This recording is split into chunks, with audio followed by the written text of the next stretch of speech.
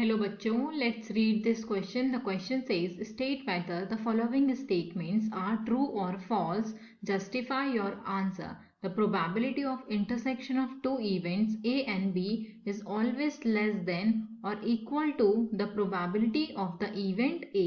So सबसे पहले इस क्वेश्चन को सॉल्व करने के लिए हम इसका की कंसेप्ट डिस्कस कर लेते हैं।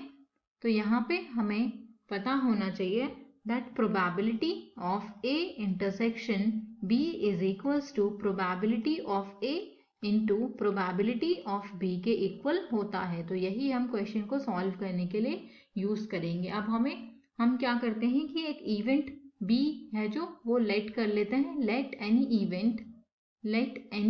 इवेंट B, कोई भी इवेंट हमने B लेट कर लिया तो उसकी प्रोबेबिलिटी जो होती है, हमें पता है किसी भी इवेंट की प्रोबेबिलिटी P B के इक्वल होगी। B इवेंट की इज ऑलवेज लेस देन और इक्वल टू 1 के इक्वल होगी। तो यहां से हमारे पास आ गया probability of event B is less than और इक्वल टू 1 के इक्वल। अब हम नेक्स्ट स्टेप में क्या करेंगे, मल्टीप्लाई कर देंगे दोनों साइड P A का,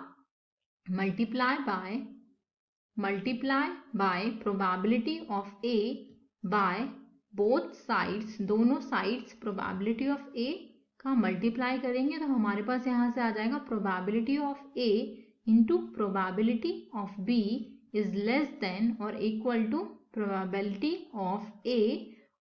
अब हमने की कंसेप्ट में जो देखा था वो था probability of A into probability of B is equals to probability of A intersection B होता है। तो उसको हम लिख लेंगे probability of A intersection B is always less than or equal to probability of A. Therefore, the statement is true. Hope you all understood it well. Best of luck.